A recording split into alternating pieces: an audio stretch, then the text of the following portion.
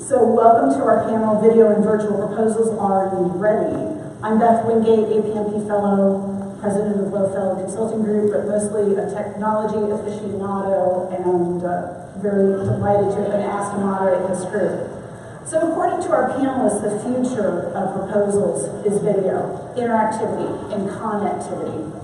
Proposal professionals need to be ready for this changing landscape, and I think you heard in the panel yesterday that everybody's getting some sort of videos into their proposals or think they will or would love to. So you're in the right place. We've all heard that a picture is worth 1,000 words. And Martha Kagan on the website, How to Create Insanely Great Presentations or Pitches, says we only have 8 seconds to engage an audience as our human brains process information in video 60,000 times faster than words. She also says that people will forget what you said, but they won't forget how you made them feel. So a lot of what we'll be talking about today is how to get interactive with folks, get an emotional response, get them in the mindset that we want them to be in to get the message. So today we want to discuss using more videos in your proposals as well as using interactive proposals to quickly and effectively engage your evaluator audience. And we're going to discuss what we think is coming up in the near future. Our panelists want to inspire you with ways to advance and improve your video and virtual proposals. And we're going to provide some really good practical advice that you can take home. Like I said, I almost can't wait to get home and start using some of this. So you'll know just what to do to start getting back to your office. So I know we're in the double jeopardy after lunch presentation. I'm sort of finding myself going, yeah. So I'm going to get you warmed up and get your blood moving. So instead of raising your hands, I want you to stand up for these. So stand up if you believe you can make a professional enough video on your smartphone that you can use one as part of a client pitch. I can't be the only one in the room. Yeah, you guys better stand up. Okay. How many people here believe that video and web-based proposal systems will be a norm in the next 5 years? Okay, there we go. Do you think proposals need to change and become more inactive, or do you like looking at all that paper? All right. So now that our blood is flowing, let's turn to our panelists and learn more about using videos and virtual virtual bids and proposals. So I'd like to introduce you to our panelists. I've had a great time over the last day and a half getting to know them. I'd like to introduce you to Marlies Schwer. She's head of operations and enablement tender RFP team at Absa Bank in South Africa. She's done a lot of research on using visuals and creative tools and videos as part of client presentations, not just videos, but also interactive things that you'll hear about and get a good chuckle out of as well. She's learned that these methods and techniques may not win the business for your team, but they certainly will differentiate your bid and keep your company top of mind. An interesting fact about Marlies, she climbed the largest freestanding mountain in the world, Mount Kilimanjaro, at 5,900 meters above sea level. I'm impressed. And Brooke Savage is vice president at Expedient Software, and you guys are over there in the vendor group. Brooke wrote his first RFP response using a manual typewriter and carbon paper. Yes. Seeking the path to RFP enlightenment, he co-founded 2 software companies to address the inherent inefficiencies in the RFP process, Pragmatech Software and Expedient Software. And Brooke's goal of being the first proposal writer on Mars is now only a few short years away thanks to Elon Musk's SpaceX initiative. We're looking for more volunteers. Some people might like to send someone with you.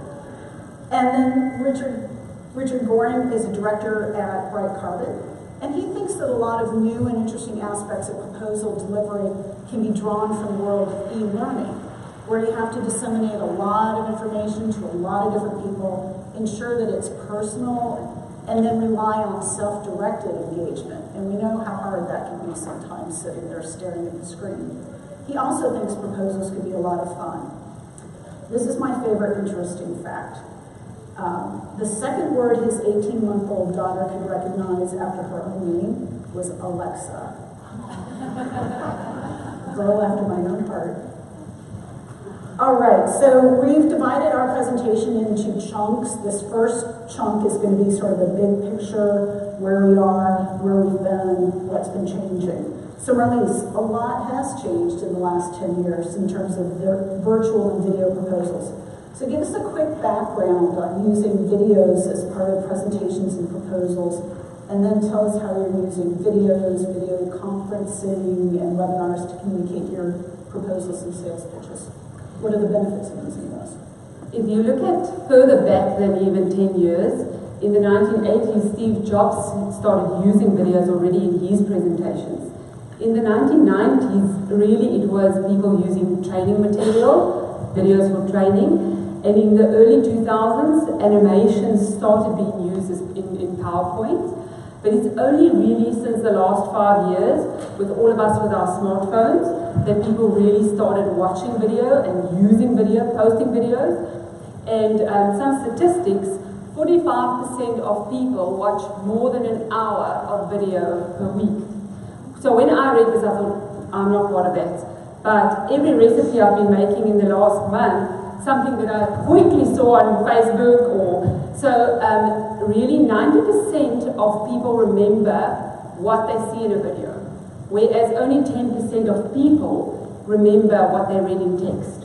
So video is definitely the future. Effective use of video is where we're going. Okay.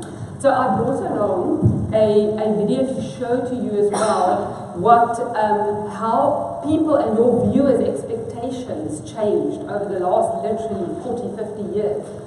The video on the left-hand side is, and we use the King Kong video, 7.3 frames per second. It nearly looks as if the video is done in slow motion. And on the right-hand side, the latest King Kong video using 25 frames per second. So your expectations of what you want to see also changed and moved a lot faster.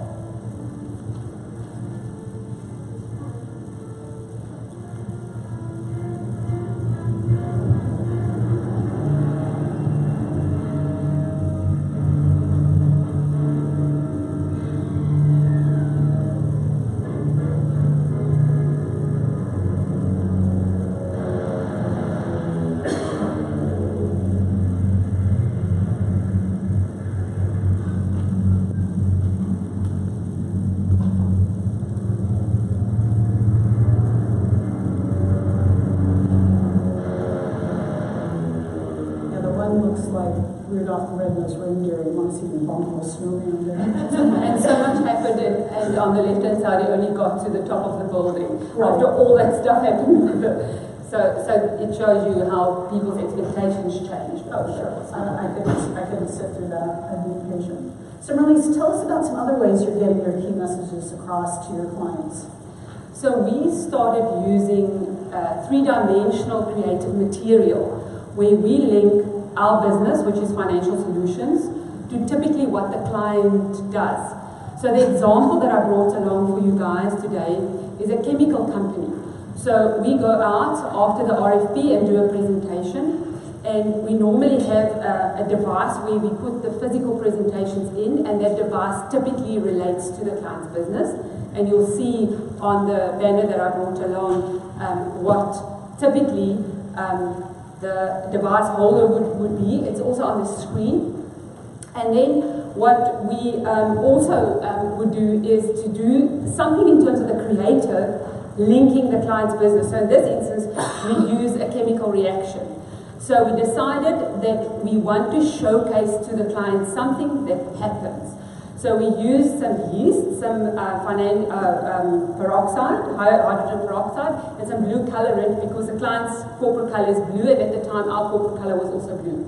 And we had a glass container and another glass container. We pour all this in, and it was supposed to bubble up like in the picture. But what happened in real life when the salesperson with his white laboratory coat and his little nice spectacles, stood there and started talking, the stuff actually really went right over the second one onto the client's boardroom table. And this whole boardroom table was filled with some stuff, some chemical stuff. So needless to say, we didn't win the business, but it really left such a lasting impression with the client that 6 months later they needed a loan and they immediately phoned us. They didn't even go to our competitors. They gave us the business straight away, so they really remembered us. And what we also do for the delegates at the presentation is we would give some handouts. And at the bottom corner here you can see we did a little test tube with really strong mints in it, and we said, and we gave them a little card, our financial chemistry will take your breath away. So again, leaving a lasting impression, relating what we do to what the client does. And we find that it really works effectively for us. Thank you.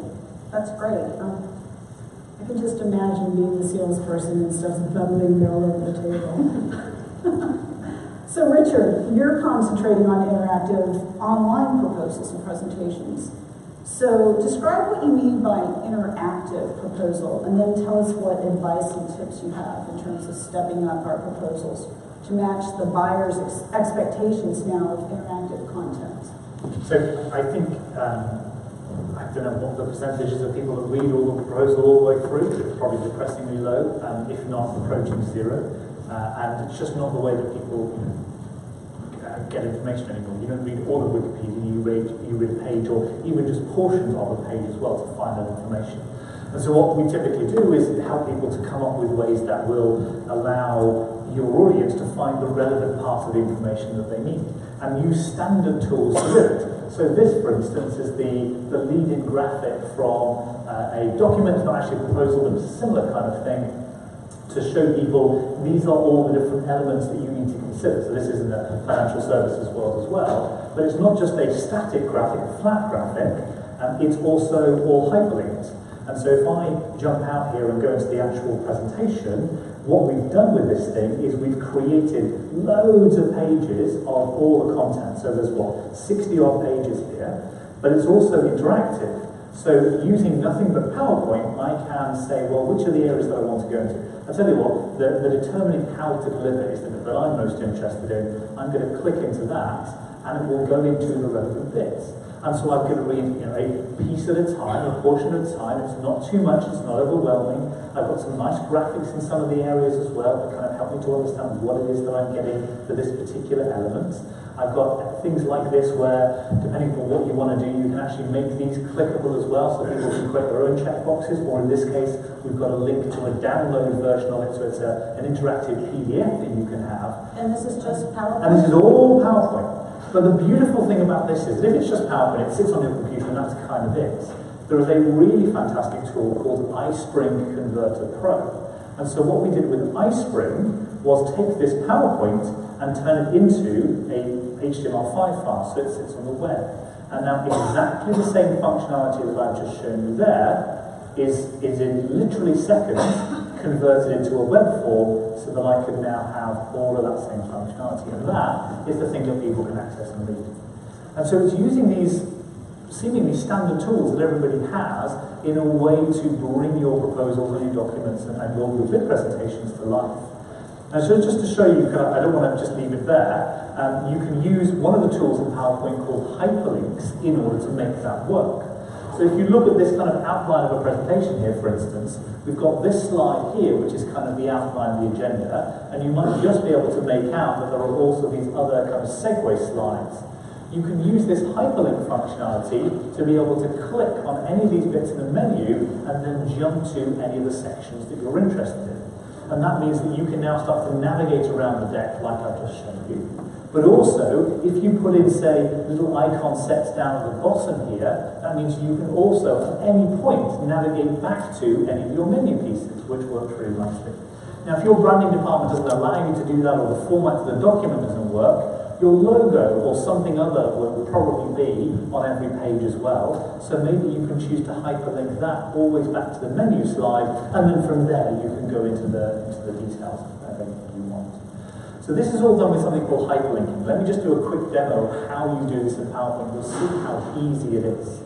So I can take any object, any photograph, excuse me, any text box. I don't know why I'm looking away there because the microphone's still here, sorry. And I can right-click on it and choose this function here called link. I don't know if you can make that out there just about. And so what link does is if you click on that, it brings up this window, which allows me to access a web page or a file, so you can bring in extra content or navigate the web. And you can also navigate to a place in this document. And so here, I can then scroll up and down, I can see whatever slides that I want to, you get a thumbnail view of it here as well, I can choose that.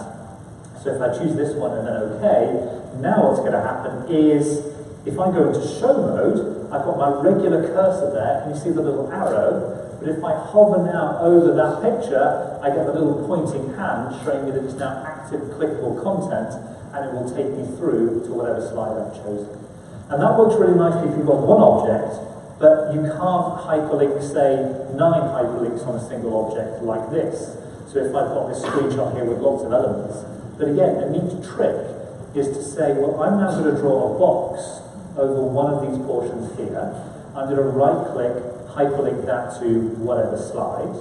I'm now going to draw another box over that one, right-click, hyperlink that to a different slide. And of course that looks terrible. But if you then select those boxes and go to the fill options and choose no fill, PowerPoint is a dumb program, like properly stupid. But if you lower yourself to its level, then you can make it work for you. It's a long way to fall, but you can make it work. Now, PowerPoint is... I've added a new saying, it's properly stupid. I love it, but it is really dumb. Anyway, so PowerPoint now thinks that there are 2 boxes there, but you and I can't see that. And so what happens now is when you're in show mode, or you convert it to a PDF, or you convert it to HTML5, I've again got my regular cursor, I hover over this one, the invisible box is there with the hyperlink, you and I can't see it, so it looks like it's the same original screenshot, and then I can see that there's a gap there, and I go on to the next one, and again I've got that clickable area.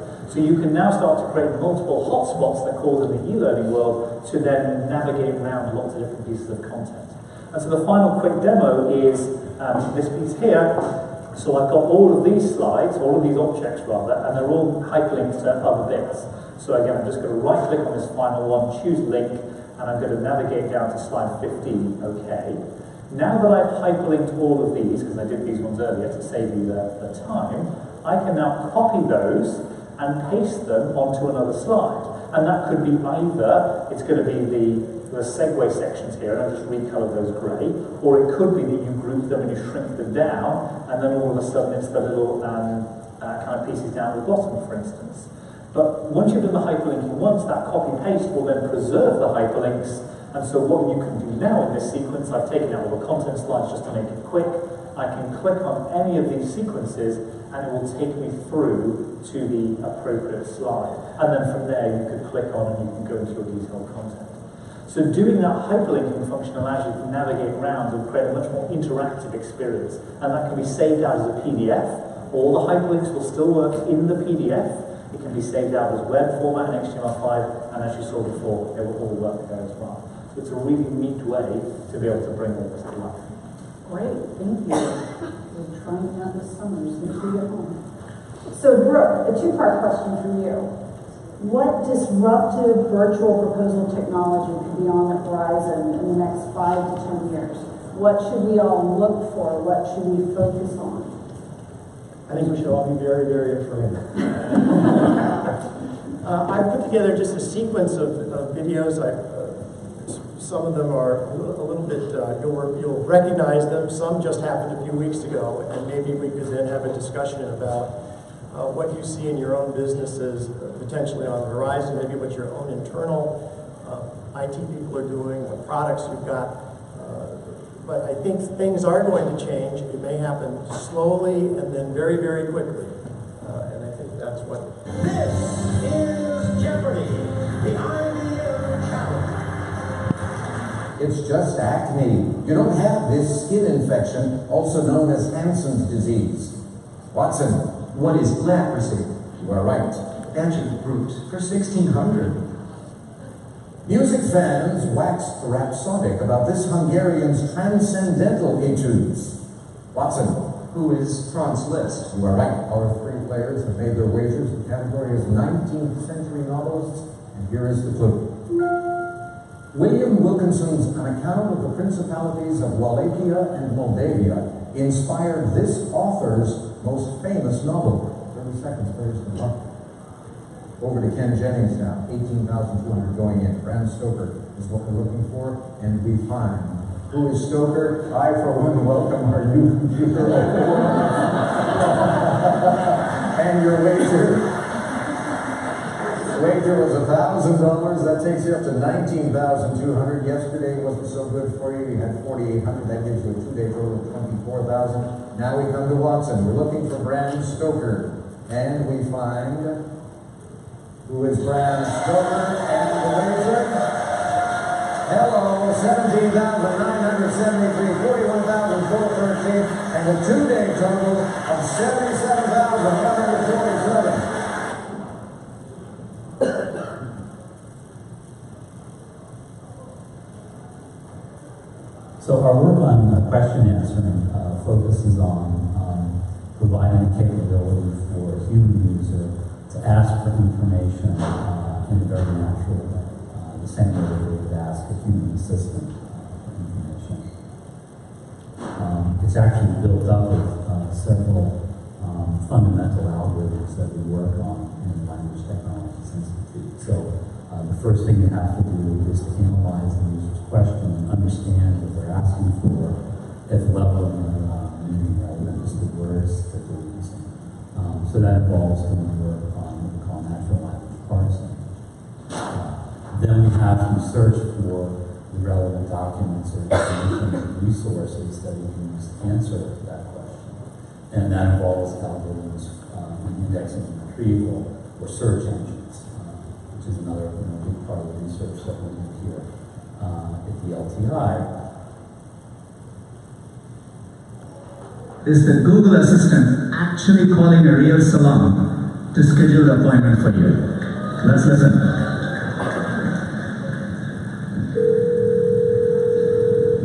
How can I help you?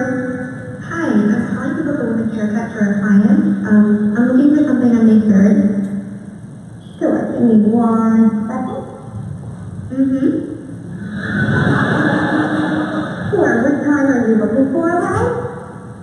At 12 p.m. We do not have a 12 p.m. available. The closest we have to that is a 1:15. Do you have anything between 10 a.m. and 12 p.m.? Depending on what service she would like, what service is she looking for? Just a woman's haircut for now? Okay, we have at 10 o'clock. 10 a.m. is fine. Okay, what's your first name? The first name is Lisa. Okay, perfect. So I will see Lisa at 10 o'clock on May 3rd. Okay, great. Thanks, great. Have a great day. Bye.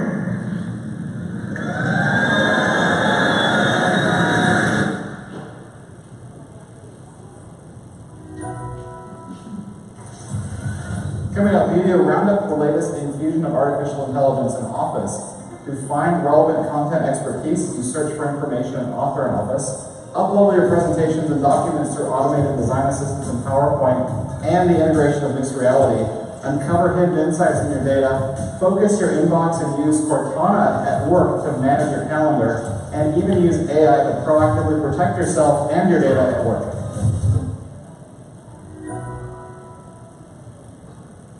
Yeah, well, that a lot of technology contained in 4 minutes. I think generally it centers around the new efforts in cognitive computing, the ability for computers to understand, interpret, assemble, and produce their own content. And the end result, perhaps in 5 or 10 years, will be AI to AI communication, where the RFP is issued on one hand by an AI, and it's answered and certainly reviewed and maybe adjusted by a human being, but actually replied to by an AI-capable computer. So the Very time, virtual.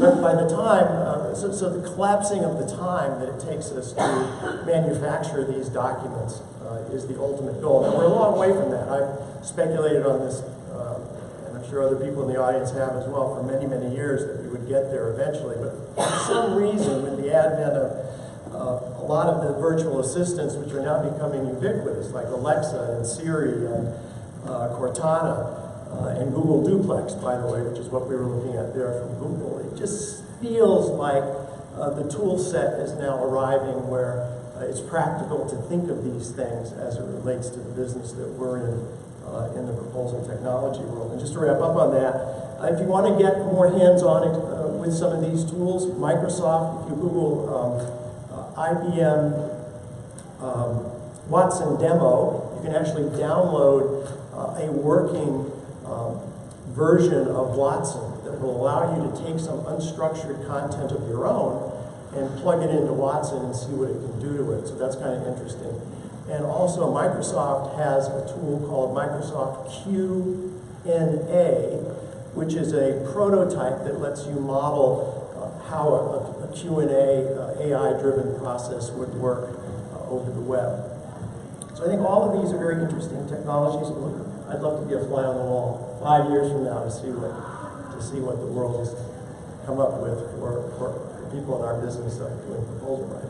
Great. Well, then to follow up to all three of you, what free or commercial tools are available to support these leading-edge virtual and video proposal efforts? How has what the standard stuff we've all grown up with changed? What should we be looking for? Go for it.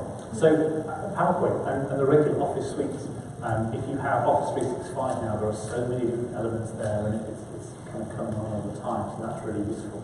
And in terms of standard tools, look to the world of e-learning for more interactive content as well. So you've got tools like Storyline from Articulate or Captivate from Adobe, both of which give you much more interactive kind of elements. And you're going to see a lot more of those coming into all of the different presentation and creation suites as well. I think that's a place to look for, just those kind of standard things. Beth and I see that the use of smartphones are going to be even more prevalent in the future, because with the iPhone you can make a very high quality, good video, and you can use it as part of a proposal, as part of a pitch. You can put it into an HTML and email it to a client with the RFP response. So you can do a lot with technology that is easily and cheaply available. It's in all of our pockets. I'll ask a question. How many people here are using the latest version of Office 365 that was released? Good. Excellent. That's a very good showing. I think one thing you could do to, if you're not using the latest versions of Office, they update them now as frequently as monthly. So they're threading in a lot of these new features, new technologies that we saw in that quick video from Microsoft slowly over time. So you hardly notice, but you're getting these really nice feature-rich improvements in Office. And so if you're not on the latest version of Office 365 or subscribing to the monthly updates, you're not seeing that.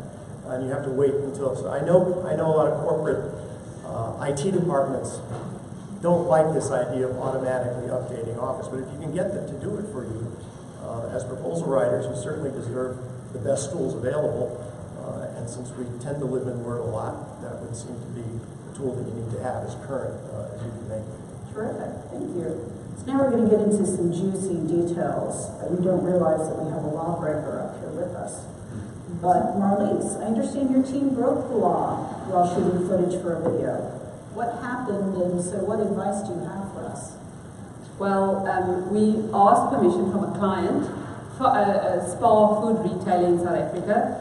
They bank with one of our competitors, and we really asked to get a pitch for them, and then we asked them, we want to make a video, and can we get permission from to shoot footage at your distribution center as well as at one of your retail outlets?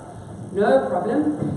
But we didn't realize that the distribution center was less than a mile away from the busiest airport in Africa, the OR Tambo International Airport. So when we used the drone, and the drone went right up above the distribution center, the drone received immediately a message: you are in contravention of the Air Force controls, immediately remove yourself. Luckily it's not the USA, because I'm sure we would have been arrested and jailed and I don't know what else. And luckily nobody asked for, please remove the footage and destroy it and whatever. So in the video, I brought along, you can notice the footage of the drone, but also take note of what we mentioned with regards to how a client wants to make you feel. So that emotion and the touching on the emotion, and that's what we really played on here in terms of the touch points to the client.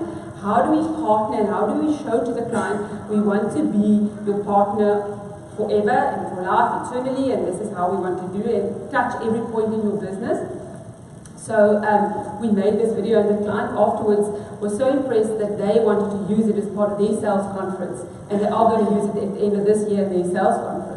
So it just shows you that how you make the client feel makes a huge difference in terms of, and we used some great dissonance when we shot the video, and it was scripting and getting it right. It took us about 3 months to get this right. And then you will notice that the storyline was turned right upside down. We didn't use any voiceover. We used only copy text just to create this effect of touching on the emotion. So enjoy it.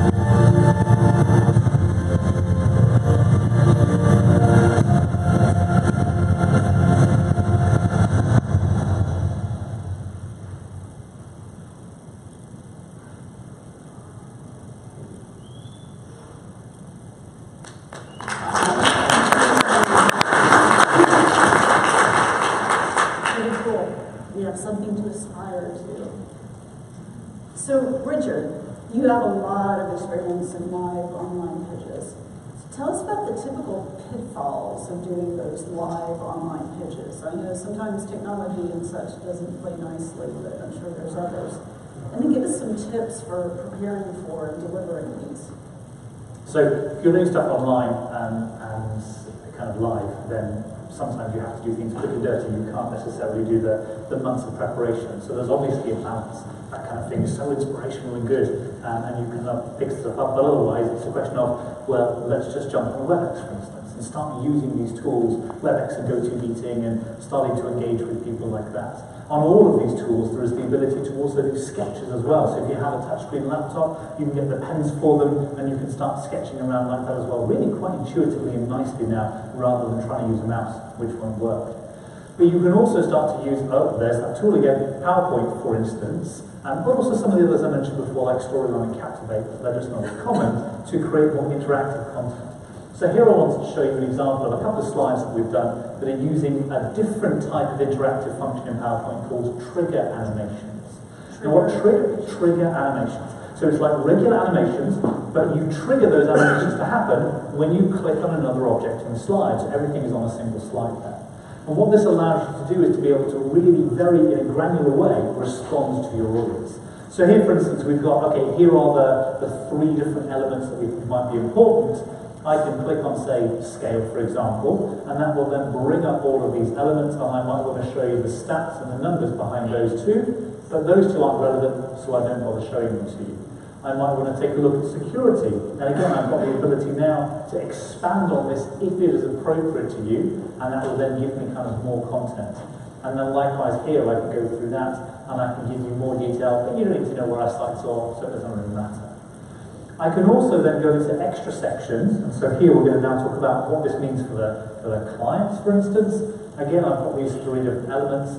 I can click on this one, and it's now going to take me through, okay, what are the things that we're doing? So I can click on this piece here, and it's going to then give me examples of the different ways that you're going to be able to improve customer satisfaction through greater choice, for example. At any point, I can click on any of the menu sections and jump around using these hyperlink functions, or I can stay on this single slide.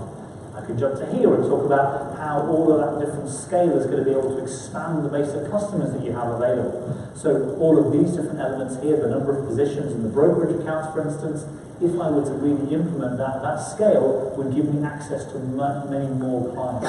But likewise, the sheer volume of trades that we're doing expands that field further, and so you're able to cater to a wider group of people, for instance. Things like this where you can now click on relevant portions and tell the relevant story to your audience so that everything is much more focused. It's a really neat way of being able to do stuff. And again, you can prepare for all of this, create one deck, and then use it in lots of different ways for lots of different clients or prospects. And this is all out of the box? And it's all standard PowerPoint. Brooke mentioned the idea of keeping up to date with the latest version of Office 365, and he's right. Do it, and I'm really pleased that so many of you are on there. But depressingly, both this function and the hyperlinks have been there for 20 years. This just demonstrates to you the poor user interface or user experience that Microsoft has, because it buries all of these really good things in ways that you cannot possibly find. So let me just show you briefly how triggers work, because they really are very simple. Just a quick show of hands, how many people have used animations in PowerPoint before? Alright, cool, so you know it's really quick and easy. I can click on an object like this screenshot here, for instance. I can go to the animations pane on the ribbon, choose this button here called Add Animation, and what Add Animation does, move that out of the way, sorry, is give me the ability to add in loads of animations. Now, you've got to be really careful with animations. If you are going to use them in a pitch deck, for instance, make sure you're generally only using the entrance ones. Occasionally, you can use exit animations to get rid of stuff, and then sometimes emphasis animations to highlight things, and very rarely indeed motion parts. Only if it's useful to tell your story should you be using all of these other types of animations. The entrance animations are good for introducing content and pacing the flow of information, so you're not overwhelming people. Right, so I'm going to choose a simple animation, something like a peek in, for instance, like that. I'm going to change the direction of it so it's coming in from there. So what I've got, if I open up the animation pane, is that single animation there, yeah? If I now right-click on that, and from the pop-up menu, choose Effect Options, I get this dialog box, and I can choose now Timing. And so if you click on this Timing tab, I've got a whole lot of elements here around when it starts and the delay and the duration, which you can ignore, but I've also got this hidden thing here called Triggers. And what that does is it gives me the ability to say, well, animate it as part of a regular click sequence, or when I click on another object on the slide. And now I get a drop-down list here of all the objects that are on the slide. So I can choose the Bright Carbon website one there, for instance. Okay, and now in my animation pane, I've got this special header. So this is now a separate part of the animation pane. And so when I open it up, that thing doesn't appear, and I can click and go on to the next slide. The animation will only appear if I use my little active hand to click on this screenshot, and then it will appear. And you can also just layer these up. So I'm going to now click on the object and now choose the reverse, which is an exit animation, also peek out, and also to the right. And now I've set up one trigger for this object. I can simply drag this animation down so that both of these animations are now in the same trigger of this same object, and they will cycle through. So I've got an entrance and an exit, both triggered when I click this, so it'll take one and then the next one. So I click for one, and it appears, and I click again on it, and it disappears.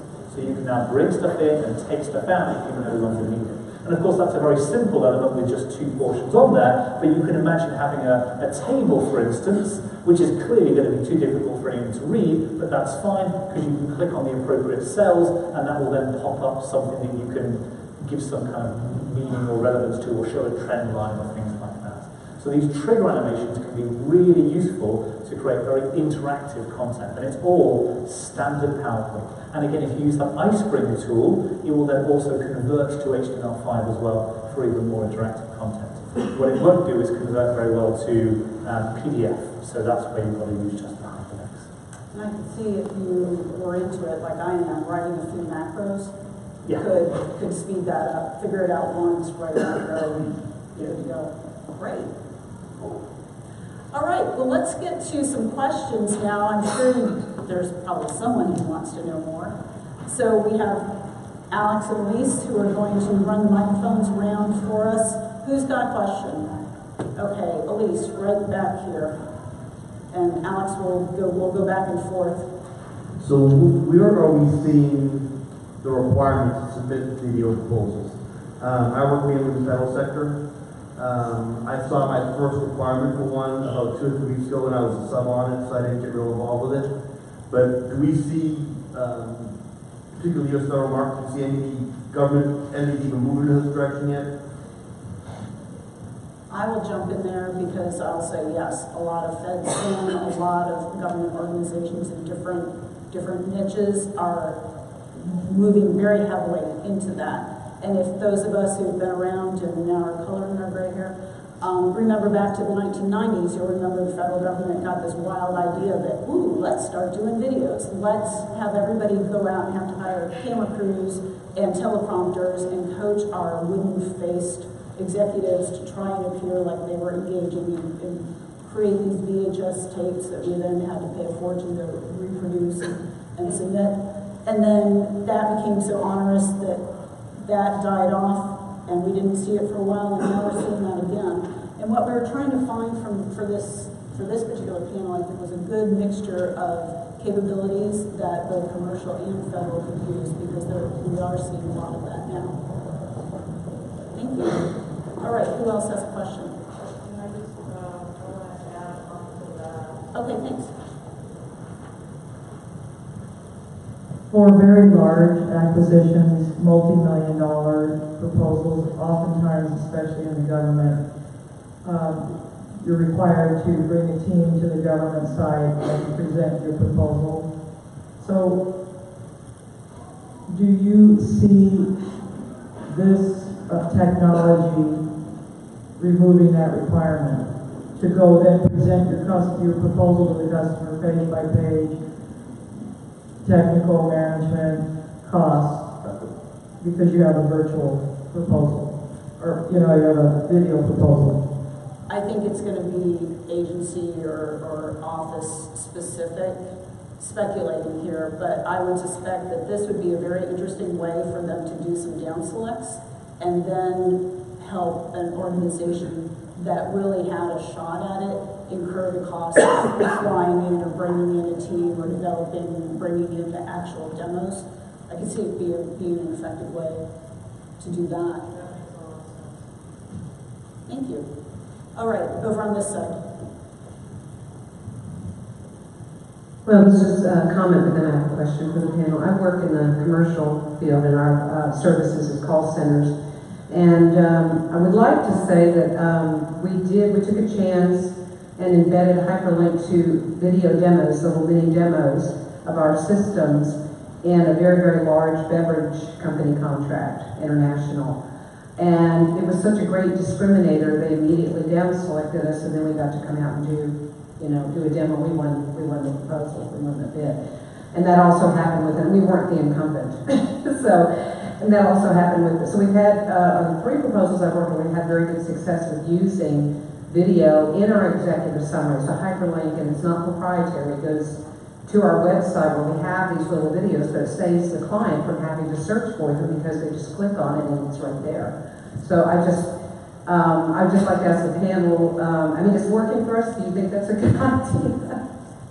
Well, I must say that we have responded to global corporate international RFPs where we used HTML to link the video in the email embedded.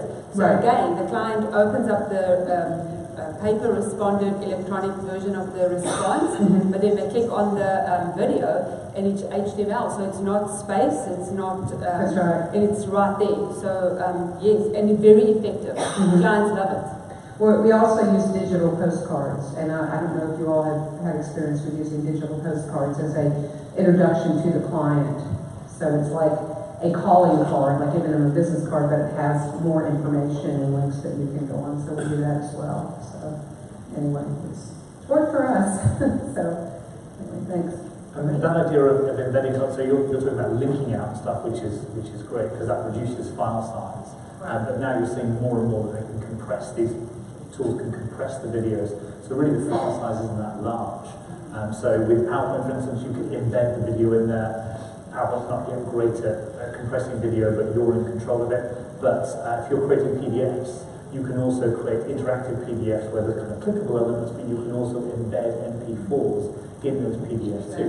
So it's a standard format that can be sent out. No one's going to have any trouble getting it, but the video is right there in it when they open it and they can click play and it will go through. And again, all those hotspot elements that I talked about, you can also incorporate that to a greater or lesser extent sometimes directly in a PDF submission sometimes. Thank you. Who else has a question? Over on this side. Have you ever had a situation where you've had evaluators in different areas and you have to do something live like that, showing a video? What would you do? So if you have different areas. like different parts of the world and Correct, trying yeah. to show it to all of them at the same time? What would That's exactly it. WebEx. So are you presenting live like this, for instance, to some people and they're elsewhere? So I mean, video presence technology is pretty common now. So that relies on a setup where you are. So if you're on your own site, you can set up video presence technologies where you can do a combination of screen sharing and you can do some kind of live camera feed or just a live camera feed of the whole thing, and that makes it really easy. If you don't have that kind of thing, then using a WebEx and screen sharing and a teleconference is a relatively low-tech, but still somewhat effective way of doing it because they're getting the visual from your pitch and your demo, and they're getting the audio from the room there if you're describing them as well. So it's very quick and easy to set up. Because what we've experienced is through WebEx, trying to show a video, it doesn't play the sound, and I'm not, yeah, you're nodding because okay. So the sound typically won't come through because it's really just a dumb screen share, because it's just kind of what's on the screen rather than any kind of system sounds. So that's why having the speakerphone there, for instance, for them to do it is good. Now, if the video is critical and the sound is critical, you can upload this content into WebEx. So you've got the multiple tabs, like you would in a browser, for instance, and then you can click, and that's downloaded or streamed directly to the device, and then the sound comes through their system as well. So it depends how critical the sound is on the video for you, but then you can have both the teleconference kind of element and the audio-visual experience. It's just like watching a YouTube link then on someone's computer through WebEx rather than doing the screen sharing. So decide which option is best. Also, there's a product called Zoom, which has an option on it to say stream audio from the computer. So as you start the video, you click that button and they get the video from the sound from the video that's playing currently. So that's called Zoom. Zoom. I think GoToMeeting does the same thing as well. So you can force feed them. Yeah, force feed the sound. Okay, great. Who else? In the very, very back, there's a question. You can get some more steps in. So in terms of measuring video's effectiveness and then potential future use, do you look at certain metrics for that, like click-through rates or anything else, or do you just base that on client feedback that you've received? I heard a couple of comments that, oh, clients thought this was really wonderful. Are you just looking at that component or any metrics as well to measure video's effectiveness?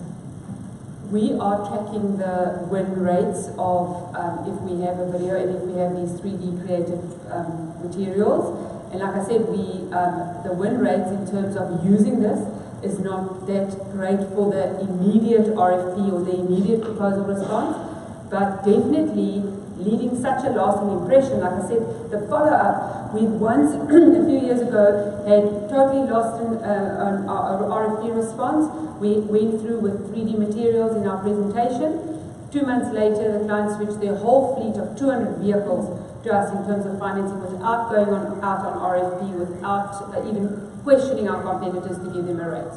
So I think the effectiveness and the touching to the emotion of the client, they remember you, they remember your brand, they remember how you connected your business to what they do, so it leaves a lasting impression. And just to add on, in my business, we are measuring the effectiveness of the content that we're putting out on video and putting more emphasis on the things that people are clicking on and looking at and finding of interest, because why waste your time on things that people are telling you they're not interested in by virtue of the fact that they're not going back, or they're not, I've got 5 trillion people clicking on this and 8 people over here. So I think you can do it both ways, or there's multiple things that you can look at and measure. Okay, another question. So the nice thing about it is that you can track it, is the good thing, whereas a paper proposal, you can't. So you've got that kind of element as well. So if you want to do the tracking of it, you can do quite granular stuff, particularly some of the online platforms. Vimeo and YouTube, for instance. Vimeo is a great online platform to host videos. It's kind of nice and professional. It's not really like YouTube, although you can also get professional YouTube accounts as well. And the data that you can get is phenomenal. It's just then whether or not you have the systems to be able to link them together. So we have time for about 2 more questions. I loved your SPAR video and the emotional connection that you established. As a director, what did you do to ensure that you were going to get that huge emotional connection with the video? What did you consider? What did you choose to do or not choose to do?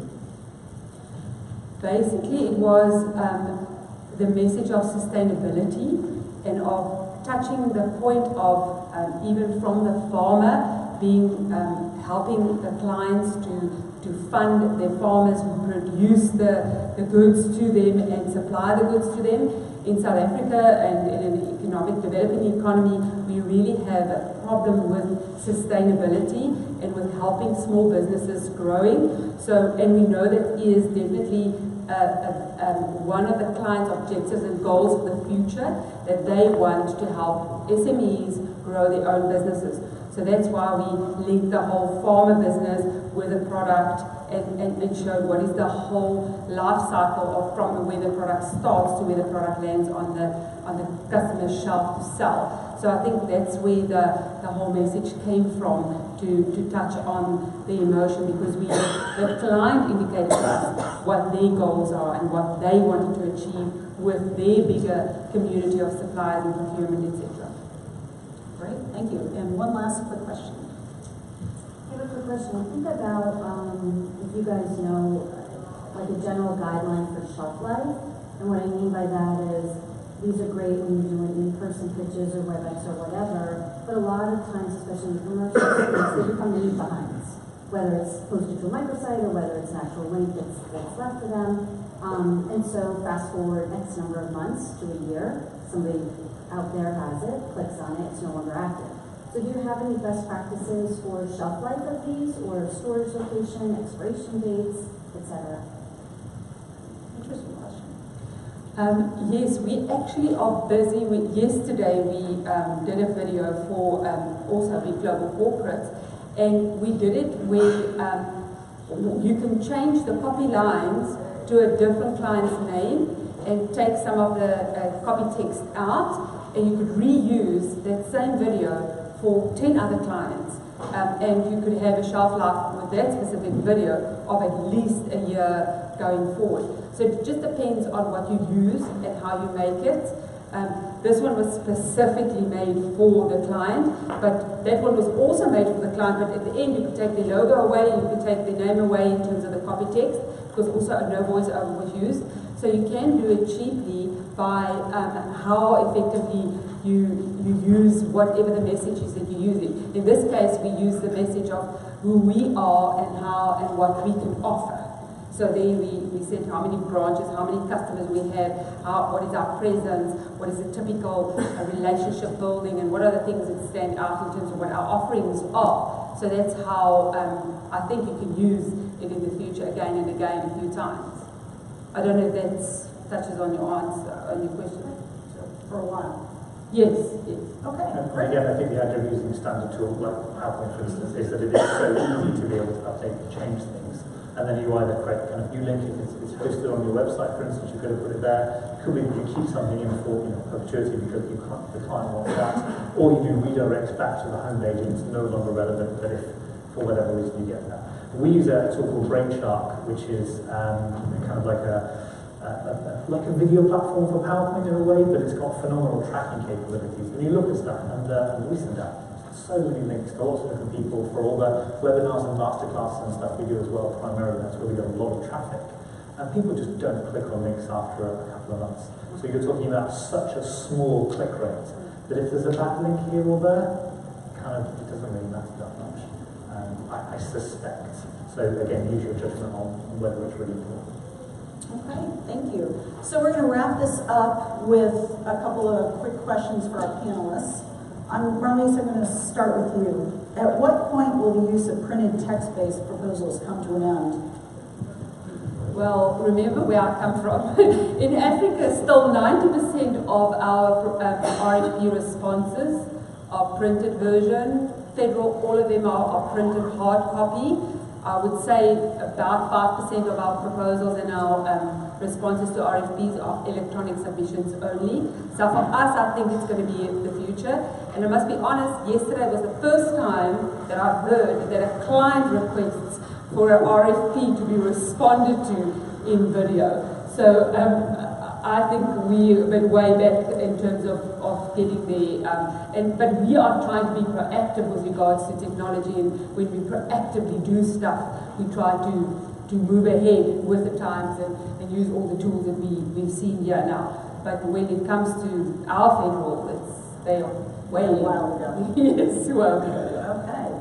So Richard, will we need printed proposals in the future? Why or why not? I honestly find it quite quaint when people use printed material. It's very sweet. Now give me something I can use. I don't mean to belittle it. It's kind of a beautiful art, and we've done lots of good work for architects, particularly where they have fantastic things and taxis worth of stuff that's all printed out. But I just don't see it. I mean, really, because everything is so connected. You look at things on your phone now all the time, and just it's all there. But your phone is going to be outdated so quickly because it's all going to be augmented reality and virtual reality. And again, you can do that now really quite cheaply. And in 5 years' time, that's just going to be the thing, I suspect. And I do think that, people talk about augmented reality and virtual reality a lot. It's going to be in bids and proposals where you see that really driving because of the things that you can do. So one example that I've come across recently is a pharmaceutical company that were doing lots of kind of bits about what would you do here to be able to improve the process and bring supplies in. You can't bring lots of people into the clean rooms that they have, but you can build a virtual model of it, and then people can wander around and they can see what's going on and what you would do. And that all of a sudden makes it much more powerful, and people can do that from wherever they are rather than having to be together as well. So the flying can be talked about. So that's a great segue to our final minute, 30 seconds. Brooke, do you think you can really make professional quality videos using a smartphone that will really influence a customer to award work to your company? Well, I heard Kevin's speech is right here in front of us, and he did the same panel yesterday, and he may have a view on this, but I found out in the theaters right now is a movie which I've seen called Unsane. You might want to look at the clip, the preview clip for that on your phones as you leave the meeting today. And this is a film, a mainstream film by Steven Soderbergh, who is a very well-known director. He did films like Traffic, Aaron Brockovich, Ocean's 11, Ocean's 12, Ocean's 13. And he has shot this entire commercial film on an iPhone 7 and edited it in, I think, Adobe Premiere and After Effects. So it's certainly something that's possible to do. Now, none of us are Steven Soderbergh, but I think it's well worth getting the software that he used, if you're so inclined. It's called Filmic, F-I-L-M-I-C, Filmic Pro. It's hugely expensive. It's $14.99 on the Apple Store. So, Bob, can I have it? Yeah, a very, very good, interesting example of what's possible using very inexpensive hardware to get high-quality results. I would recommend it. Okay, thank you. Well, join me in thanking our panel. This is great.